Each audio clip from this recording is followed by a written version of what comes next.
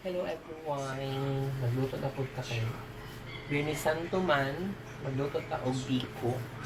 Kaya gipang kapoy sa gutad ug kuan. Nagpabirak daw unta. Pero kapoy sa kuan nagpabirak. Kaya mo daw kuan siya.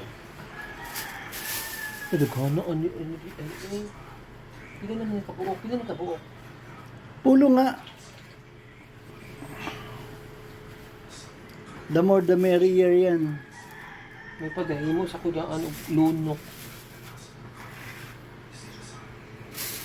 Uy mo daan, no. No? Sige, cut. Sige, i-boost mo na yan dyan. Kumuha ka lalagyan. Paano pag post? Pagka sabi mo. So kay nasobrahan man og gata, maghimo lang santa og lunok. Kabalo mo og lunok, unsay lunok? Unsay Tagalog ang lunok be? Parang latik sa kanila yung ganun eh. May narinig ako minsan.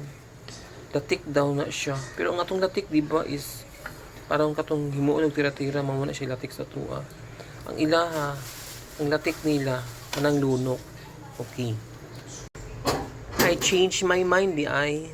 Imbis na lunok akong buhaton, magbuhat ko og latik para ibudbud sa biko. Kaya nga atong biko dili man kay nato siya tamison. Diba? Ito na ibutang ang panutsa. Matunaw ka na. Tunaw yan. Dapat imo nang gipino. Tutunaw yan. Titinan Maniwala ka. Kung matutunaw ba talaga ang panutsa. Kala ko pipinuhin mo eh. Panutsa is sugar coming from Sugar cane. coconut. Coconut. Coconut ba yan? Oo, yung Sugar cane yan. alam mo yung ginagawang, 'di ba, yung mananggiti, magkuan siya tuba. Yung hindi pa nalagyan ng tugpong ang tuba, Hinaan mo lang para matunaw. lulutuin yan. Unti-unting luto yan, slow cook hanggang sa maglapot, hanggang sa maglatik. Muna na din siya ang panutsa. Ayan. Na-forma na ang atong latik. Dili na lang panutsa. Latik na kayo. Murag daghan na jud kaayo ang tuno. So, if latik ang atong buhaton, dili lang siya sa biko magamit. Kung dili, pwede siya ipalaman sa pan kung wala na ikuan kay long lasting man yung latik, di na siya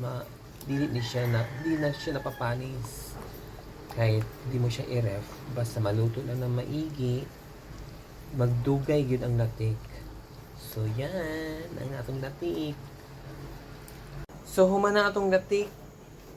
Biko na pudta, among ko karon, smile. Vanilla be. Vanilla. So nalatik na pud siya sa atong ibutang ay Vikoy. Malagkit. Malagit pala. Biko pag naluto na. Pag naluto na. Teka lang ha. Sige. Hmm, Hinaan sige. mo lang. Sige. Yan. Utang. Tama pala. Ang malagkit. Sinaing na malagkit. Sinaing na malagkit. Oo. Glutinous rice.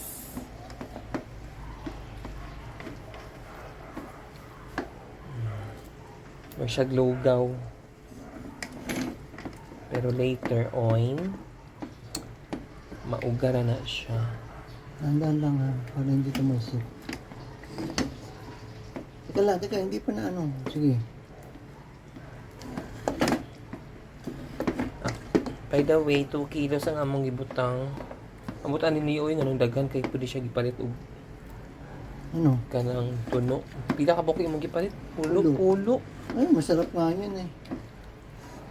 Pulo, so 250 yun. 500 yun. 500. 50 pesos isa eh. Ay, pulo. Kana ato eh. Yun, dukot to. Okay lang yan, masarap yan. Yun nga, gusto ko eh.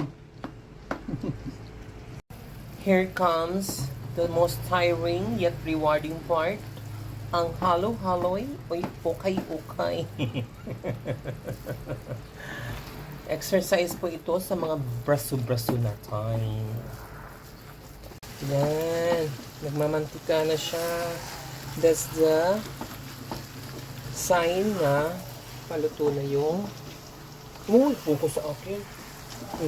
Paluto na yung biko. Yan. Para na siyang chewing gum. Yan, oh. Buo siya. Buo.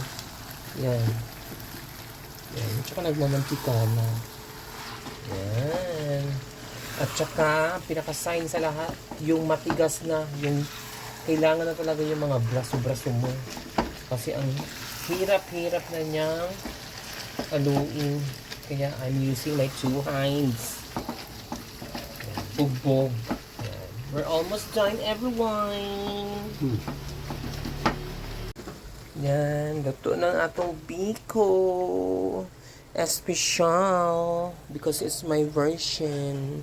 Is the best among the rest. Chares. Of course. Siyempre ako nagluto. Siyempre masarap. Ganon. So mag-plating na tayo, everyone. So ayan, nilagay na natin sa bilao. Nilagay natin siya sa bilao. Lagay na natin siya ng lataik. Yan. Pero yung latik, parang kung maging tira-tira to, ito yung buhangin. Yan. Kasi nga, sa palengke lang nila binili kasi yung maskubado eh. Nang nakita ko, hindi naman maskubado yun. Parang central, brown sugar na nilagyan ng coloring. Kasi kung maskubado to, hindi ganito yung texture ng latik natin. Kaya sa susunod talaga, mas maganda sa Save More o kaya sa Pure Gold bumili ng mga ganong maskubado kasi legit. Yan. Totoo na po ang ating biko, everyone. Special made for me. It's the best. Bye. Have a nice day, everyone. Happy eating and God bless us. Well, bye.